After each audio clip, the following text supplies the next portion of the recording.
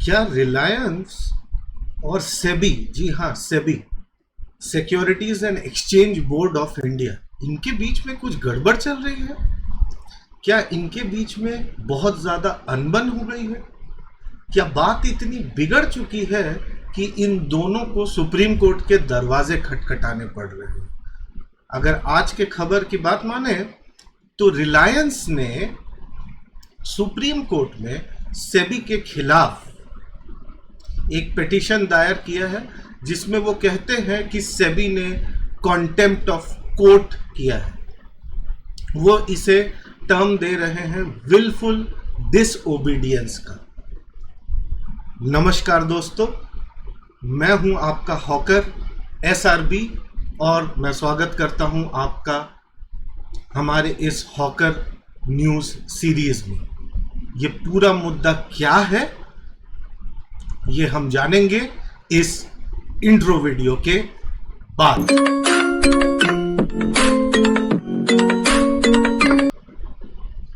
Okay, तो हम अब इस न्यूज़ पे आ चुके हैं और जैसा कि आप अपने स्क्रीन पे देख सकते हैं कि रिलायंस इंडस्ट्रीज ने कॉन्टेम्प्ट पिटीशन दायर किया है सेबी के खिलाफ एपेक्स कोर्ट में, जी हाँ सुप्रीम कोर्ट में। और यहाँ पर आप पढ़ सकते हैं कि वो बोल रहे हैं कि ये एक विलफुल डिसओबीडियंस है। तो आखिर हुआ क्या? अगर आप देखेंगे, एक्चुअली 5 अगस्त को सुप्रीम कोर्ट ने रिलायंस के फेवर में एक ऑर्डर पास किया, जिसमें रिलायंस सेबी से 3 दस्तावेज मांग रहा है, 3 डॉक्यूमेंट्स मांग रहा है। क्या है वो 3 डॉक्यूमेंट्स? अगर आप ध्यान से देखेंगे कि यहाँ पर लिखा है कि एक एन श्री कृष्णा, ये जो रिटायर्ड जज थे, उनके फर्स्ट और सेकंड ओपिनियंस की कॉपी और एक YH मालेगम की रिपोर्ट की कॉपी। ये तीनों दस्तावेज रिलायंस जो है वो सेबी से मांग रहा है। क्या कहते हैं ये दस्तावेज? हुआ क्या था? ये बात है आज से 20 साल पहले की, 2002 की। 2002 में सेबी ने एस गुरुमूर्ति के साथ मिलकर रिलायंस के अगेंस्ट, उनके कंपनीज और डायरेक्टर्स के अगेंस्ट एक पिटीशन दायर किया था, जिसमें वो बोल रहे थे कि रिलायंस जो है गलत तरीकों से करीबन 12 करोड़ अपने इक्विटी शेयर्स अपने प्रोमोटर्स, वेल विशर्स और दोस्तों में एलोकेट किया है। मतलब इलीगल तरीके से इसको किया गया है। इसके खिलाफ एक याचिका दायर की थी सुप्रीम कोर्ट में, नहीं बॉम्बे हाई कोर्ट में। लेकिन बाद में रिलायंस ने सेबी को कहा कि आप इन दस्तावेजों को हमारे सामने प्रस्तुत करें।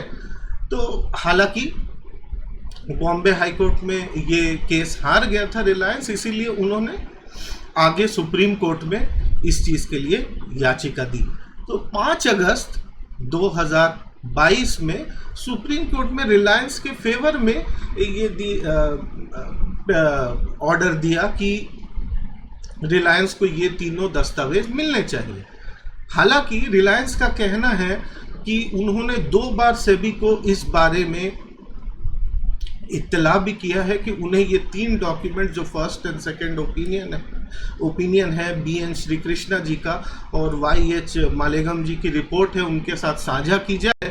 पर सेबी ने ये कहते हुए बार बार टाल दिया कि वो सीनियर काउंसिल को अभी कंसल्ट कर रहे हैं। सो इसी के खिलाफ रिलायंस ने सुप्रीम कोर्ट में याचिका दायर की है और लगाई है, और उनसे कहा है कि ये आपके सुप्रीम कोर्ट के डिसीजन की खिलाफत में किया जा रहा है।